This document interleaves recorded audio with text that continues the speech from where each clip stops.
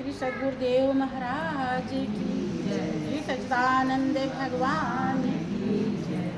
महापुरुषों ने जो नियम बनाए हैं, महाजनों ये न गता सा पंथा, जिससे महापुरुष मंजिल पाए हैं, वही रास्ता आपके लिए, दूसरा रास्ता। देखो सीता जी जगत जननी कहलाती हैं। सीता जी को आप सुनते हैं कि धोबी ने ताना मारा था, तब भगवान राम ने उन्हें निकाल दिया। ये तो पहले ही बात हो चुकी थी दोनों से कि हमारे जीवन में संत का संग जरूर होना चाहिए। इसलिए भगवान राम ने देखा ये अच्छा मौका है, उन्हें वाल्मीकि आश्रम में भेजने की क्या जरूरत है। अगर सजा ही देना था तो और कहीं छोड़ाते, आप ही विचार कीजिए। और जब वह आश्रम में गई तो कितना दिव्य उनका जीवन है। भगवान राम के 4 भाई बताए जाते हैं और चारों भाइयों के 2-2 बेटे, 2-2 बच्चे चारों। लेकिन राम के अलावा और जो 3 भाई, उनके बेटों का क्या नाम है? दिखाई भी नहीं दिए, बताओ। कहीं भी दिखाई भी नहीं देते नहीं। हाँ, दिखाई भी नहीं देते, नहीं देते जी। हाँ, नाम तो है उनका, लेकिन हर कोई जानता नहीं है। और उनके बेटों का नाम किसी से पूछ लो, गौर करें। अगर संत का संग जरूरी ना होता तो सीता जी भी वहां वाल्मीकि आश्रम में नहीं रहते। उनका जीवन दिव्य बना तो वहीं से बना, शक्ति मिली, समझ रहे। और भगवान राम सबरी को समझाते हुए पहली भक्ति संत का संग बताते हैं। तो प्रथम भगत संतन कर संगा और दूसर रति मम कथा प्रसंग।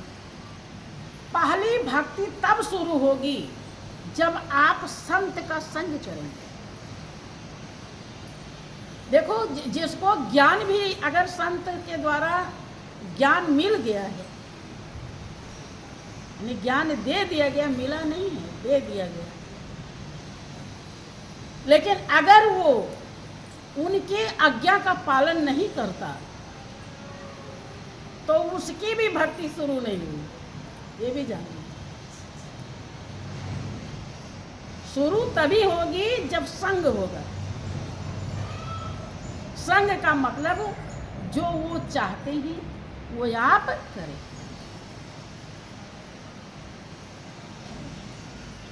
इस अब राम को अगर मानते हैं और ये बात आपने कभी आज तक पालन नहीं किया तो फिर खाली बस गाना ही गाना रह जाएगा। ये कहते हैं करते नहीं, मुंह के बड़े लबार और तिनके मुंह काले होंगे साईं के। ये सही समझ लीजिए, अब एक दिन याद आएगा, आज नहीं तो कभी न कभी तो आएगा। इसलिए अगर राम को मानते हैं तो एक काम और कर लीजिए, राम की मान लीजिए। राम ही कहते हैं कि यही तनकर फल विषय न भाई और स्वर्ग स्वल्प अंत दुखदाई। नर तन पाए विषय मन देही और पलट सुधा 63 विसले। देखो क्या कहते हैं, आए प्रजावासी, आपको मनुष्य की जिंदगी मिली है, मनुष्य की जिंदगी पा करके विषयों में ही मन लगाए रखना काफी नहीं। यहां तक कि विषयों को कौन के, विषय का मतलब समझते हैं?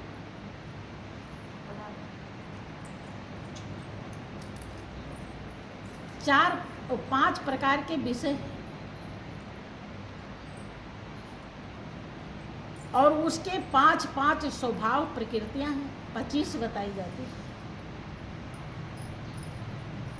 रूप, रस, गंध, शब्द, स्पर्श, ये 5 विषय हैं और इनके 5 प्रकार की प्रकृतियां, स्वभाव हैं।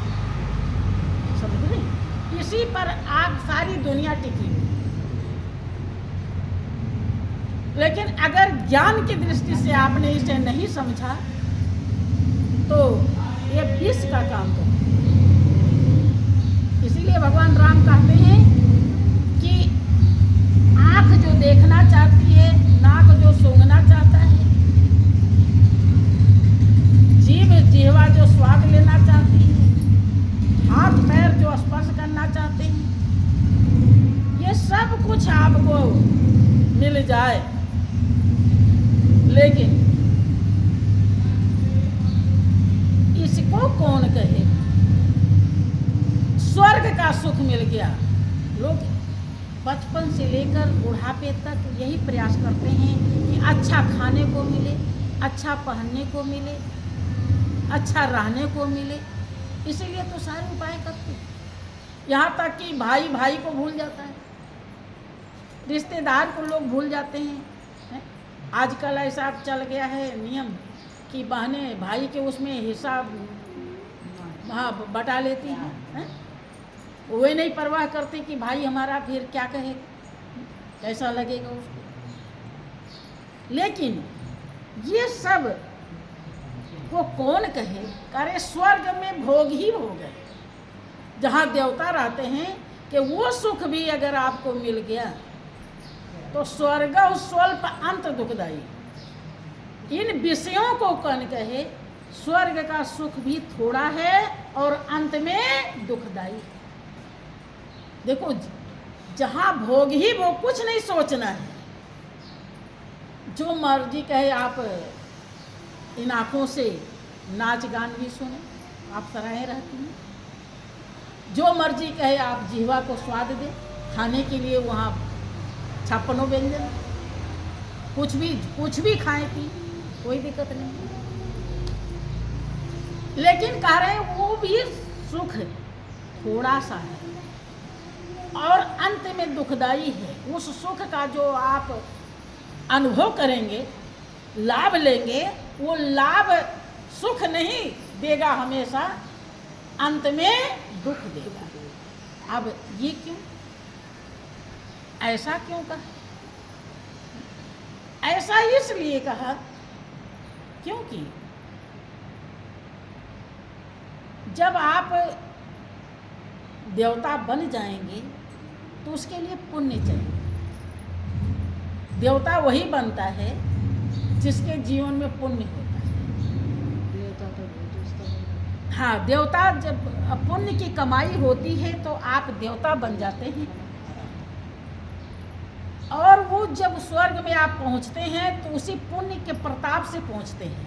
और पुण्य धीरे धीरे धीरे धीरे धीरे धीरे जितना आप वहाँ सुख भोग लेंगे, उसी पुण्य के द्वारा लेंगे। वो पुण्य जिस दिन खत्म हो जाएगा, उस दिन आप फिर ना कोई देवता रहेंगे, ना कोई देवी रहेंगे, कुछ भी नहीं रहेंगे। वही आपका केवल स्वरूप रहेगा। तो वो मालिक इस दुनिया में किसी भी यौन में आपको भेज देगा। वो चाहे चींटी बना दे, चाहे खटमल बना दे, चाहे चूहा बना दे, मर्जी है उसकी। काहे? क्योंकि ये जिंदगी देवता बनने के लिए भी नहीं मिली है। कह रहे हैं कि यही तन कर फल विषय न भाई, और स्वर्गो स्वल्प अंत दुखदाई। नर तन पाए विषय मन देही, और पलट सुधाते 60 विषय। कह रहे स्वर्ग का सुख भी थोड़ा है, और जब थोड़ा क्यों बताए दुखदाई क्यों कहा? क्योंकि जितना दिन पुण्य रहेगा उतने दिन आप स्वर्ग में रहेंगे। और फिर जब वहाँ से आएंगे वो सुख भोग करके, तो आपका हाल कैसा होगा?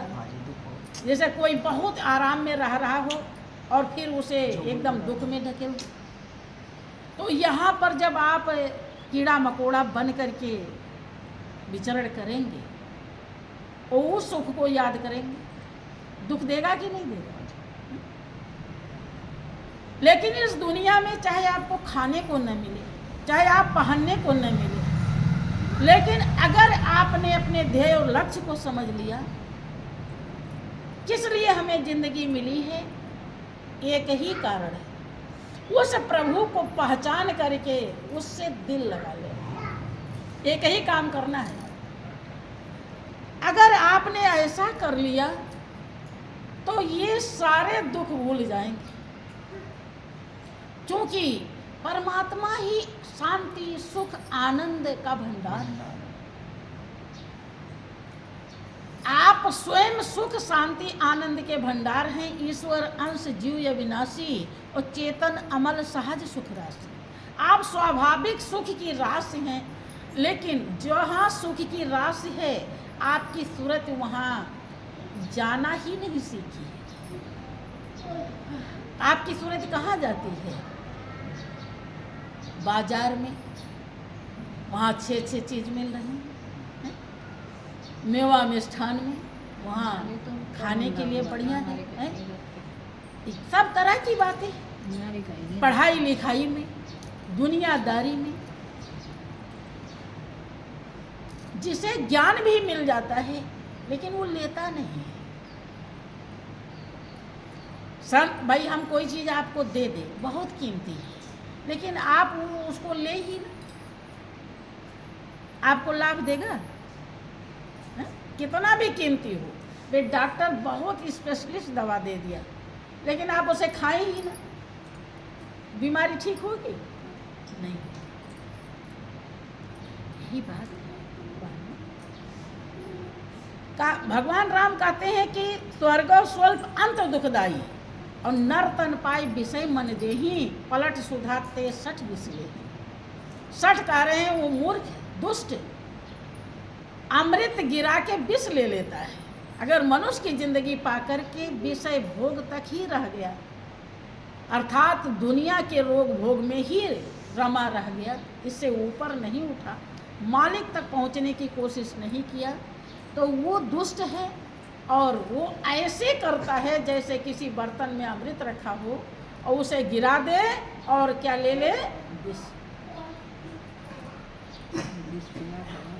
अभी अमृत रूपी परमात्मा है, इसी साधन से आप वहां पहुंच सकते हैं, इसके अलावा दूसरा कोई साधन नहीं। वो अमृत के समान है और 84 लाख योनियां विष के समान है।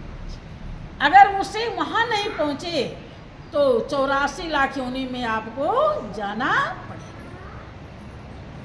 तो अमृत गिरा के विष ही तो लिया है, विचार कीजिए। अब फिर आगे क्या समझाते हैं कि प्रजावासी ताहि कबहु भल कहे न कोई और गुंजा ग्रह पारस मन कोई। अगर ऐसा कोई कर लेता है तो उसे कभी भी कोई अच्छा नहीं है। भाई आपका खुद ही का बेटा है, लेकिन हीरा को दे करके और कांच को लेकर आ जाए, आप देख के खुश होंगी? आप उसकी बड़ाई करेंगी? बल्कि कहेंगी कि बेटा तू कितना गंवार निकला, कितना अबोध निकला कि सब गंवा दिया, हीरा दे दिया और कांच। वही कह रहे हैं भगवान राम कि ताहि कबहु भल कहे न कोई और गुंजा ग्रह, माने गुंजा घुंघची, घुंघची जानते हैं? हाँ, सोनार के यहाँ मिलता है, जो आधी लाल और आधी काली, उसे गुंजा कहते हैं। ग्रह का मतलब ग्रहण करे, गुंजा को चोटली, चोटली क्या? हाँ हाँ, मैंने कहीं घुंघची कहते हैं उसे, वो पेड़ में भी पेड़ में लगती है।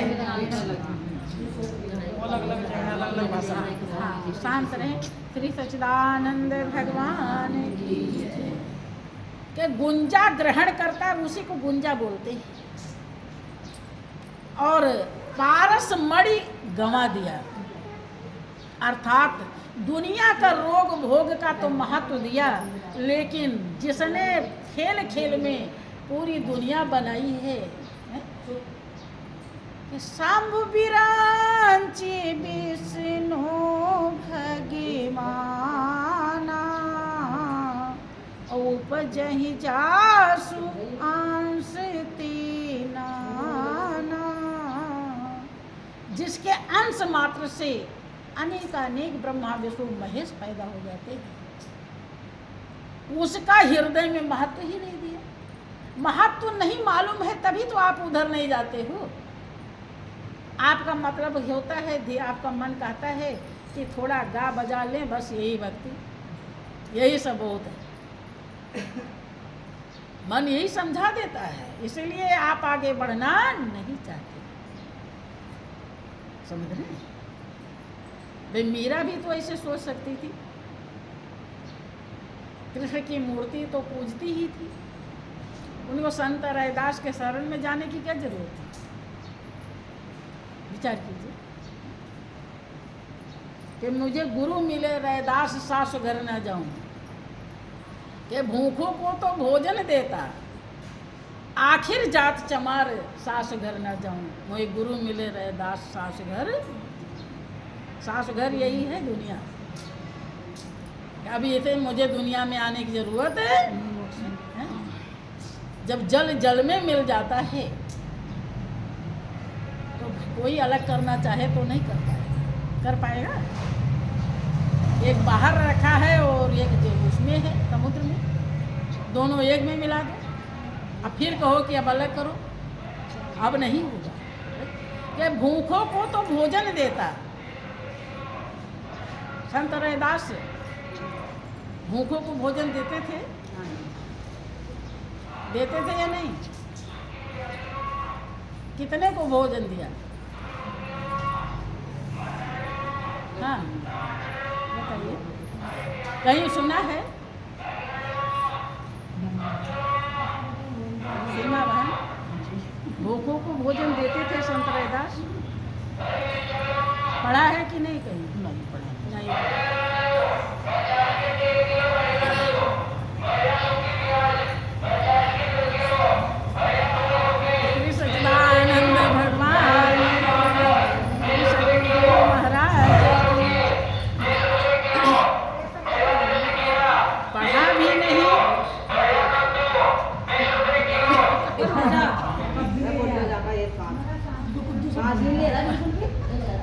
पढ़ा भी नहीं और समझा भी नहीं। देखो ध्यान से समझो, जब भूखों को तो भोजन देता है, आखिर जात चमार। संत रैदास चौराहे पर मोची का काम करते थे, जूता गांठते थे। दिन भर में कोई एक आध जूता बना पाते थे। आज की तरह विज्ञान का युग नहीं था, हाथ से ही सब काम करते थे। अब वो कौन सा भोजन दे रहे हैं ये गौर कीजिए। वो दुनिया वाला भोजन नहीं देते थे, वो आत्मा का भोजन देते थे। भूखों को तो सबकी आत्मा भूखी, किसके लिए? परमात्मा के लिए। मीरा की भूख किसने मिटाई? संत रविदास। तब उन्होंने अपने अनुभव को व्यक्त किया कि भूखों को तो भोजन देता है, आखिर जात चला। बात समझ में आई? ये से भूख को रैदास मिटाते थे। अब वो कोई इतना गरीब इंसान थे दुनिया के तरफ से, वो और क्या वो भोजन देंगे? बाहर से भोजन नहीं देते थे, आत्मा का भोजन देते थे। हाँ, इसलिए आत्मा की भूख मिटाने के लिए मीरा को संत रैदास के शरण में जानी। आप लोगों को भी अगर आत्मा की भूख मिटानी है तो संत के शरण में जानी पड़ेगी। अगर नहीं जाते हैं, कहीं भी जाइए, कहीं भी ऐसे संत मिलते हैं जो गोविंद तक पहुंचाते हो। गुरु का काम ही है गोविंद को लखा देना। दर्शा देना कि वो गोविंद, वो मालिक जो कड़कड़ में विराजमान है, जर्रे जर्रे में समाया है, रोम रोम में रम रहा है, उसका क्या स्वरूप है, कैसे वो रोम रोम में रम रहा है, किस साधन से हम उसका अनुभव करेंगे, दीदार करेंगे, दर्शन करेंगे। जो ऐसा टेक्निक, फार्मूला, रास्ता, साधन दर्शा दे, ऐसे संत के शरण में जाकर के अपने जीवन को, जब तक आप उस रोम रोम में रमने वाले मालिक को नहीं जान लेंगे, अनुभव नहीं कर लेंगे, ध्यान रहे, आपका जीवन कभी भी पवित्र नहीं बन सकता। आप पक्के भक्त कभी भी बने नहीं, आप हमेशा कच्चे ही रहेंगे। बात समझ में? अब हमारी बात चाहे इस जन्म में मान लें और चाहे और 2 4 10 जन्म और लें, तब मानना पड़ेगा। अगर मानेंगे नहीं तो कल्याण नहीं होगा। ये नीति है। जब से सृष्टि बनी, जब से युग बना, तब से एक ही नीति है। भगवान भी इस धरती पर आए तो उन्हें भी अपने स्वरूप को सतगुरु रूपी आईने में देखना पड़ा। बात समझ में? और हम सभी तो उस रहस्य को अगर नहीं समझ पाए हैं तो भगवान कैसे बन पाए? जो रहस्य को समझ जाता है फिर दोनों एक हो जाते हैं, और उसके लिए आपको ज्ञान की जरूरत है। और ज्ञान जब तक दर्शाया नहीं जाएगा तो आप उसे आत्मसात कैसे करेंगे, धारण कैसे करेंगे? और धारण नहीं करेंगे तो भी कुछ समझ में नहीं आएगा। इसलिए जितना जल्दी हो सकेगा, देखो यहाँ जितनी बातें समझा दी जा रही है, इसके तहत आप कभी भी उस मालिक के सामने ये नहीं कह पाएंगी कि प्रभु हम क्या करें, हमको कोई समझाया। ये वीडियो भी आपके सामने दिखाई पड़ेगी। एक समय आएगा आपके जीवन में जब ये दुनिया खत्म हो जाएगी और वो दुनिया चालू होगी जहां आपको जाना है। जो आपने कर्म कमाई की है, जहां से आपको जहां पहुंचना है, जिस लायक आपने दुनिया में भाव बनाए हैं, तो वही दिखाई पड़ेगा कि आपने कब क्या सोचा, कब क्या कहा, कब क्या किया, और कौन था, क्या था, कुछ भी छुपा नहीं रहे। यही कारण है कि उस समय कोई भी आता है, रिश्तेदार भी, तो इंसान जिंदा भी रहता है, श्वास चलती रहती है, लेकिन वो किसी को पहचानता नहीं। और ध्यान रहे, देखो भक्ति वही भक्ति कहलाती है जो अंतिम में काम आवे। मान लीजिए आपको बहुत ज्यादा प्रेम भी अगर है मंदिर से,